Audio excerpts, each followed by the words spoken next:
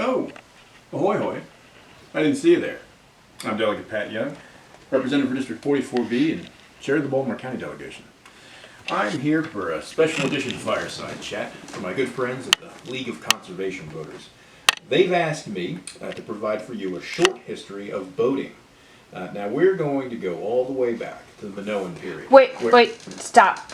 No, they asked you to do a brief history on voting, not boating, voting. Son of a... Voting!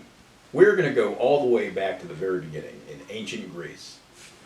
Come with me, and you'll be at the birth of Western civilization. Democracy, derived from the Greek word demos, for people, and kratos, meaning rule, people rule, or rule of the people. This is essentially the rule of government, where people have the authority to choose their leaders, priorities, and agendas. Direct democracies are where the population gathers to vote on all matters of state. But what we're more familiar with is a representative democracy, or a republic, where the population elects representatives to deliberate and vote on matters of the state in their stead. We tend to use Rome as the example of the most successful Western republic. Both democracies and republics tend to be associated together because of their shared principle of rule by the consent of the governed. And that consent comes from voting.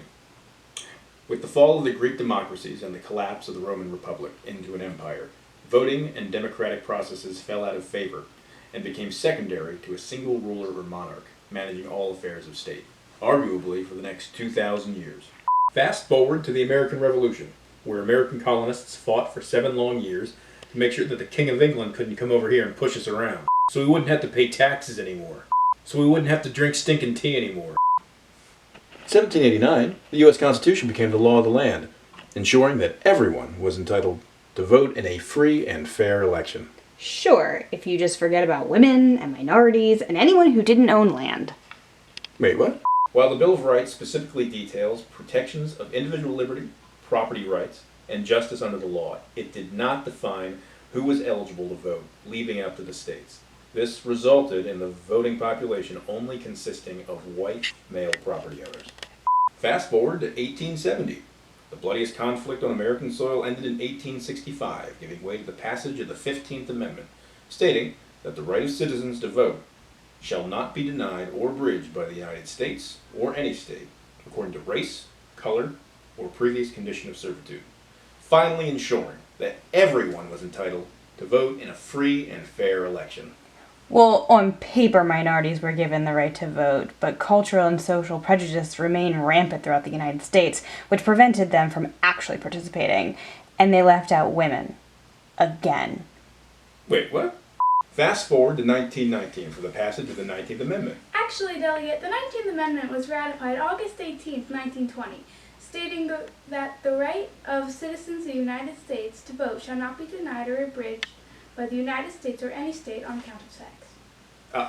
Finally, ensuring that everyone could vote in a free and fair election. Well, not exactly. With poll taxes and Jim Crow laws, the freedom to participate in local national elections remained elusive for minority populations throughout the United States. Seriously? Mm-hmm. Man, we are really bad at this. Mm-hmm. Fast forward to the passage of the 24th Amendment in 1964, which eliminated the practice of poll taxes across the United States. And in 1965, Lyndon Johnson signed the Voting Rights Act, which states that any obstacle to participating in state and national elections are against federal law. And, essentially, enforcing the 15th Amendment a mere 95 years after its original ratification. I'm sorry, am I reading that way? Mm-hmm. It shouldn't have been this hard. Thank you to the League of Conservation Voters for hosting this event and inviting me to participate. And thank you for joining me through this very brief history of voting. If there is one theme to take away, it's that our ability to vote was not easily won.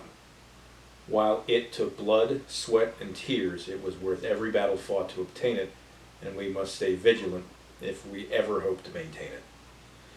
Nowadays, it's easy to forget the struggle it took to get here, and while we may not think of those that fought for our right to a free and fair election, Never forget that they thought of you.